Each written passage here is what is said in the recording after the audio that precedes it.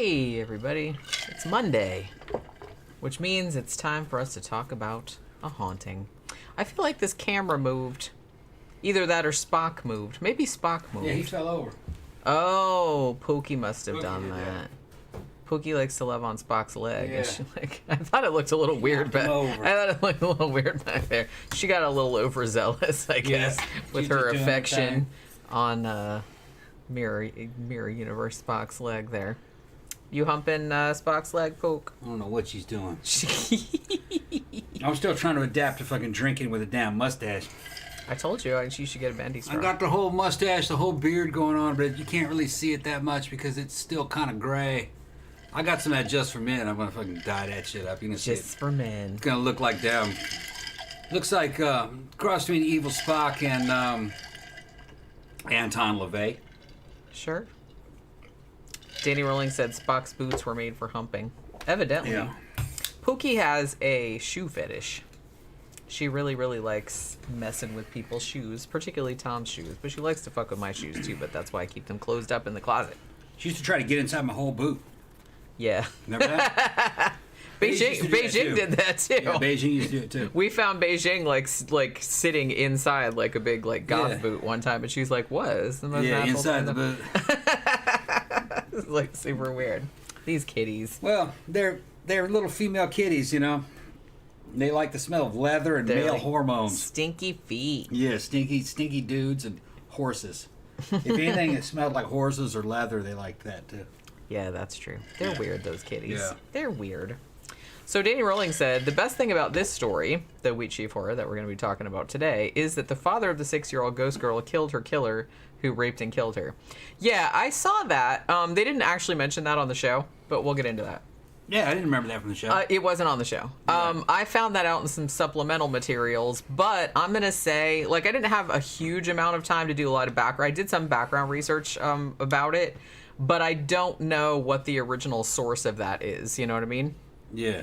I kind of feel like it's almost kind of like the show, like the psychic going in there and saying that stuff about like almost kind of like fed into like everybody just kind of like thinking that those people like really exist. So I don't really know if they really, maybe they do, but I don't know. I don't know where the actual source of it was. I was kind of excited because one of the first things that I thought of, or when I was like looking into the thing, and there was another article that was fairly recent that had the last name supposedly of the little girl that was killed in there, and I was like, ooh, awesome. So I looked it up, and I was excited because the first thing that came up was like that Find a Grave, you know, that Find a Grave site where it's like and I was like, oh my god, it's a real person. But then when I looked at it, it was just like somebody that had obviously seen the episode And added it. added her to it and said, you know, oh, supposedly she's buried at the Wheatsheaf pub or whatever. So there's no like grave for her. Yeah, same thing happens in religions. You start finding estuaries of people that probably never lived and stuff like that. I'm not saying she didn't. I'm just It's called saying. an interpolation. I'm just saying that. You know, that that I was excited because I thought I found like outside verification, like, oh my god, you know, they know who this little girl is. But then, because I even did like a newspaper search, like from, because she supposedly was murdered in 1908. They said, and I did like a newspaper search and I didn't see anything like around that. But like I said, it might just be because I didn't dig down deep enough. Yeah, the psychic is a miniature little British Sigourney Weaver. Yeah, because we were watching it. I said, "Oh my God, she looks like a lot like Sigourney Weaver." Yeah, and we were talking about how super intense she was. Yeah, mini Sigourney Weaver. Yeah, she's like a much intense as fuck. She really is very intense. Yeah. She's probably still around. Yeah, I think that when that show aired, or at least it was like an article that came out in 2004, which I guess was when the show aired, right? Mm-hmm. And because this was season 3. And they said at that point she was 32, which I thought she looked a little bit older than that. Like she was just carrying herself. I thought she was in her 40s. I did too. Like, you know, I'm not trying to be an asshole or anything. I'm just saying that I thought that she looked older than that. But yeah, they said that she was 32. Like just because she was intense. Maybe that's what it was. Yeah. She was like super, super serious. Which, like I said, you know, maybe this is like nothing to fuck with. I'm just saying. I know it's like me, my butthole ass. Her delivery is good, man. She sets your ass straight. She does. There's no ifs, ands, or buts. No, I mean, yeah, that shit for real like exists. Yeah. Danny Rowling said she looks like Mia Goth's mom. Yeah, she kind of looks like Mia Goth too. But Mia Goth also kind of looks like Sigourney Weaver a little bit. So yeah, I didn't even think about that. Like, just I don't know because in this one she had like hair that was kind of like Sigourney Weaver's hair in Ghostbusters. I feel like that kind of like big, permy, like not like that exactly, but it was kind of like. She had a real strong accent. She kind of sounds like she's streetwise, something out of a movie. Yeah. Like back in the damn Oliver Twist days. She's gonna tell you, give that boy some food, you know. Yeah, I kind of got the vibe. It's like she maybe needs to like play if they do like a stage production of like a Jack the Ripper thing. She could be like the wisecracking like prostitute, like you know what I mean, something like that. Yeah. Oscar says Mia Goth looks nothing like Sigourney Weaver. Well, I mean they don't look that much alike. I'm just saying that. This woman kind of looked like Sigourney Weaver, but now that he said she kind of looks like Mia Goth, like an old Mia Goth, like I could see that too. I don't know who Mia Goth is. She was in X, and she's in the new Pearl movie. Well, she was 30 when she made this. 32, yeah. 32, and that means she's about my age because this is. I think this was 2004. Yeah. So it's almost 20 years. So yeah. So she's in her early 50s. So yeah, she's about your age. Yeah. I don't know if she's still around. I'm assuming she still is. But because I think the most recent article. She'll probably be watching. Yeah. Well, there was an article that was originally written in 2004, and then it said it had been updated in 2020. So I don't know what the update was. But then there was a more recent article that was from 2019, like summer 2019, and that was when they said that there was another paranormal group that was going to go in there and like check it out. Yeah. But I looked on their website and I didn't see anything. They didn't have a search function for one thing, which I was just kind of like, okay, well that's a little inconvenient. But like when I looked at the testimonials and stuff like that, like I didn't see anything. So I don't know if anything ever came out of that or if they actually went or anything like that because I couldn't find anything.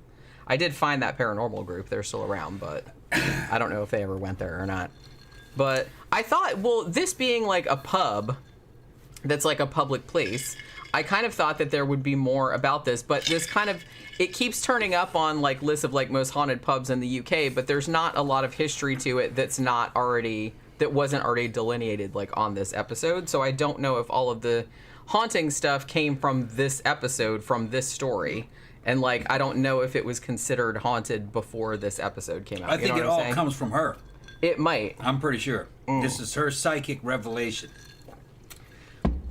That's kind of what I'm feeling like, because I don't. There was a possession involved in it too. Yeah. And you know, stuff like that. So we'll see. Yeah. We'll talk about it. But I think it's all from that.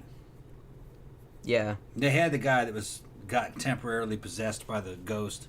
Although he said he didn't remember anything. He didn't remember. Like he had like a blackout, essentially, is what happened. The dude that plays him in the episode's fucking awesome. He says some creepy shit.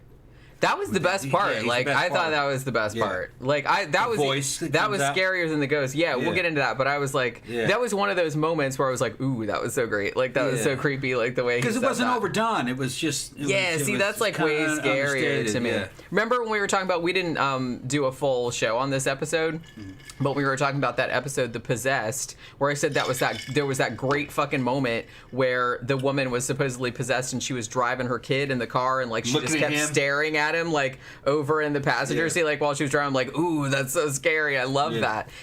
It was a moment like that, you know what I mean, where it wasn't over the top, it wasn't anything. He just like said some creepy shit, like, and it wasn't overdone, like. And the actress that was playing that woman, she's in a lot of episodes. I just got a feeling that she's fucking wild. She's probably fun to hang out with because she definitely having a good time with this material. Well, yeah. When she was doing that driving episode, I was looking at that little boy like that, and fucking putting pedal to the metal, going through going like, going through busy like, traffic, and just shit. Just going random, looking at that little He's kid like yeah. That was awesome. Cool. But yeah, that was like a moment like in this one when the Martin guy gets possessed and just says follow the green paint. Yeah, I'll get into that. Yeah. But that was like super cute. But that's why it was scary, because it wasn't super over the top. They didn't have like a lot of reverb on the voice or anything like that. It was just like a regular voice, but a little bit weird sounding. And that to me is like way scarier. And that little British psychic chick jumping in, telling you what that shit means. With all her gravitas. right? Yeah. She was kind of great. Yeah. She's pretty great. You like something out of Oliver Twist. It is, yeah. For 1 second, though, good lord, can we please talk about the terrible British accents of the actors in this episode? It was, oh my god, it was making me cringe so hard. Well, that's the thing. I guess they were Americans. The thing about it, like, I know A Haunting, they generally have, like, just, like, a stable of actors that they use over and over. I didn't really recognize any of them from this one, like, from other episodes. Not saying that they weren't in other episodes. I'm sure they were. But, so they come in and I'm like, oh, this one's set in the UK, so I'm sure we're going to hear some, like, really cringeworthy, like, Americans try to do British accents. And indeed, there was, and I was just kind of like, the whole time, I'm like, oh my god, please stop talking. It was just, like, really, like, bothering me. So I said, I'm really curious to see if they got any British actors, actual British actors, or if they were Americans. So I went to the IMDb page, and I will say that most of the actors on here didn't, I mean, they had, like, links, but they didn't really have, like, say where they were from or anything. But for sure, the guy that played Tim, the bartender, one of the bartenders with the British accent, is from North Carolina. And the woman who, and she actually had a big part, the woman that played the bar manager in this, like, Camilla or whatever her name, Camilla, I think her name was. That woman was from Queens, New York. So actually hers was not great, but it was the best one out of all of them. Like, the other ones were, like, really, really bad. Really bad. But, yeah, so I just thought that I would bring that up because whenever they do one that's set in the UK, I'm always just kind of like, I really wish they'd get actual British actors or something instead of, like, Americans try to do British They just throw accents. that shit together in a couple of days.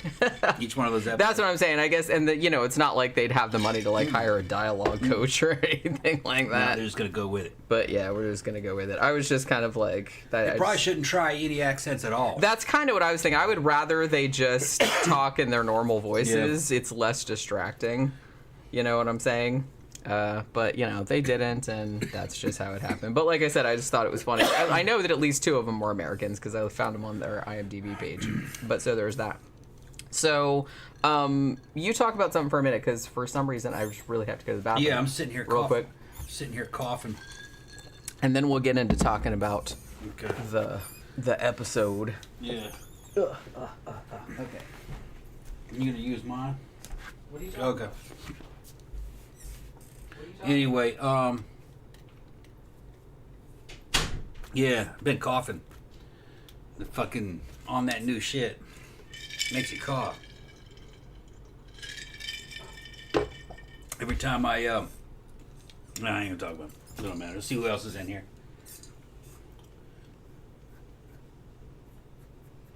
Looks like fucking Murder Hornet stepped out for a second too. Oscar says Shudder's killing it. VHS 99 comes out later this month, and VHS 85 just got announced. I have no idea what that is. It must be the movie VHS, I think. I think it was a long time ago, wasn't it? Cough drop won't help.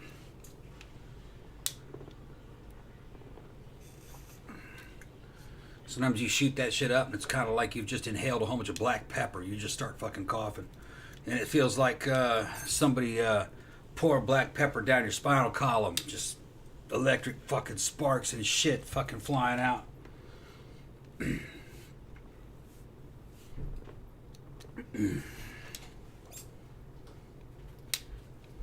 Mrs. Evans says inhale. No, it doesn't work. All right. That's better. Okay. All right. So what'd you guys talk about while I was gone? Nothing. Danny Rowling said another sick haunted UK pub would totally have to be the Ostrich pub that inspired Sweeney Todd. The owner killed 60 people via a trapdoor in the room. We should probably do a show about that, actually. You know what I mean? That's the one that inspired Sweeney Todd? Yeah. Okay. That would be a good show to do. I should probably, I don't know what happened to my pen. I had a pen over here. There's one right here. Okay, that's probably the one that used to be over here. I'm going to write that down so I can put it in my list. Because I'm always trying to, find new stuff to talk about.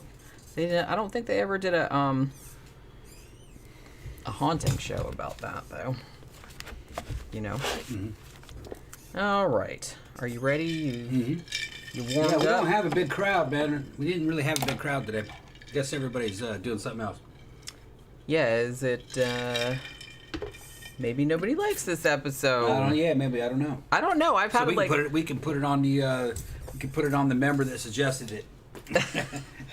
No, I had more than one person like request this one. Mm-hmm. And actually, this was on my list of the ones that I wanted to do. It's one of the major episodes. It is, yeah. And like I said, it's one that I remembered, I guess because the name was specific. Yeah, it's real memorable. Because they didn't do like a lot of haunted pubs, but it's like, yeah, they did this one. They did a couple, though. Yeah, they did. And like Danny Rowling said, this one was kind of different because the shit was like super violent, apparently. But all right, so yeah, we talked about like the terrible British accents. So no shame. Like I know the actors like didn't have a lot of time probably to prepare for this, and they're just like, "Can you do a British accent?" Not really. Well, try it. All right, just keep on going. So I just kind of feel like that was what happened. All right, so this pub, I have the actual address at the end of my notes. If you ever want to pop around and go there, I'm sure if you live in the area, you probably know where it is.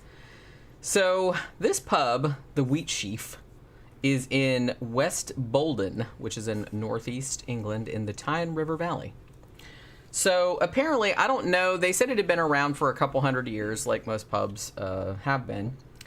And I guess it had been closed for some time, like, because the guy that was in there that bought it in 2004, whose name, I think he said his name was David Guy. I'm not sure if that was his last name. I didn't, like I said, I couldn't get the closed caption to come on. So I know his first name was David for sure, but I couldn't tell what his last name was, but it sounded like he was saying Guy.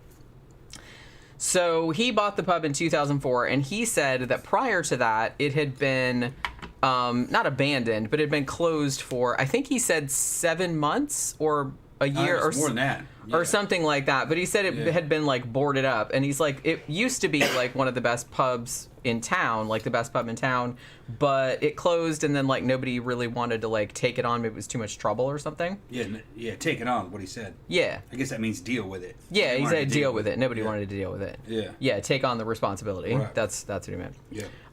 So he bought it and hired a whole new staff. And they said that after their reopening, like, business was really good, but pretty much they said as soon as they opened, as soon as people started working there, the staff in particular, not so much the customers, I think there was kind of one customer that they kind of went into a little bit, but the staff pretty much immediately started reporting, like, paranormal phenomena, like, as soon as they started working there.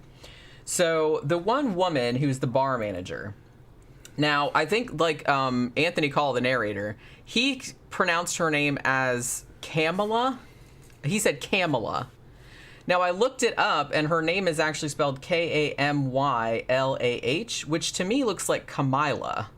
But I could totally be wrong about that, so I don't really know. I'm going to say Camilla because that's what it looks like to me. But he said Camilla, and I was like, that doesn't sound like how you pronounce that, but whatever. So she was the bar manager, and she said that even from the beginning, she said we always felt like we were being watched, like all the time we were in there. And she said, I've worked other places. I've never felt scared before like that before I started working there. She said because it's just a really creepy like feeling of being watched all the time. So the first kind of major thing that happened other than that was that she went into the kitchen. Now, it looked like, I don't know if this is what the real pub looks like, but it looked like on the show that the kitchen was like upstairs, and they said they generally kept it locked, like when the pub wasn't open or like after hours or whatever. And she said that she went up there one night, and she said the fridge doors, they had a big industrial refrigerator, and she's like the fridge doors were open, even though the kitchen had been locked and nobody had been in there. And she had made like a pan of, she says, me jelly. She said jelly, but it's actually Jello if you're from the United States. It's a thing of Jello for, Jello shots. She made like a big thing for Jello shots. And she pulls the pan out, and there was like a little kid's handprint like in the top of the Jello. And she's like, yeah, so nobody had been in the kitchen. It had been locked. And obviously there are no kids in the pub. So she's like, that was super, super weird. She said that pretty much every day there was something different going on. Like, you never knew it was going to happen. Just like there would always be something moved or like some other weird shit that was going on. She's like, the fridge doors would be open. It's like, or something like that. It was always something. She said just all the time there was something going on. That's what she said, like every day. So Tim, one of the bartenders, has also heard customers describing having paranormal experiences in the pub.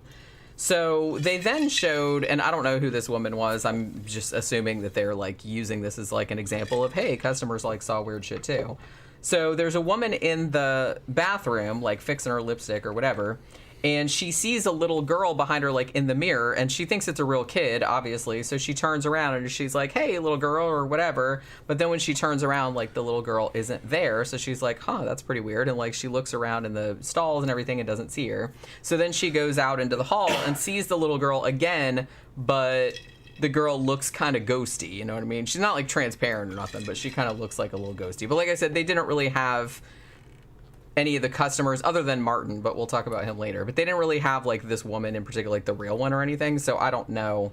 But it did seem like from what they said, I kind of feel like maybe some customers did say that they'd seen a little girl like in the bathroom.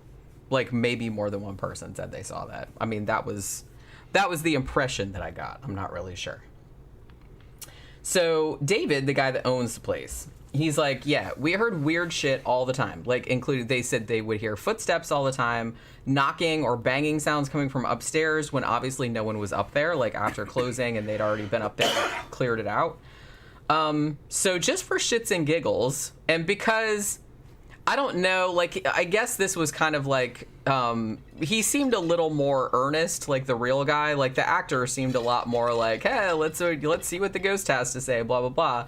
I made this Ouija board. Like he pulls up this the tablecloth, and it looks like he made, you know, he just like wrote letters on pieces of paper and then like put it under a piece of glass or something like that. And then they just like use the glass like to do the Ouija board with. So they're going to play it one night. And we're like, we're going to figure out like who this is walking around up there, because obviously it's a ghost, right? So they ask it, like, who is it that's, like, walking around up there? And the thing, whatever it is, like, apparently spells out... At first it says, get out, which, you know, rude. And then they kind of hear a bunch of creaking and shit, and they're just like, what the fuck, man? Like, what is that? And then, like, the message continues, get out or I'll kill you, which that's even ruder, you know? So then they all take their hands off the glass, like, what the fuck? Like, that's not right. And then the glass, like, starts moving by itself, and then it spells out, help me.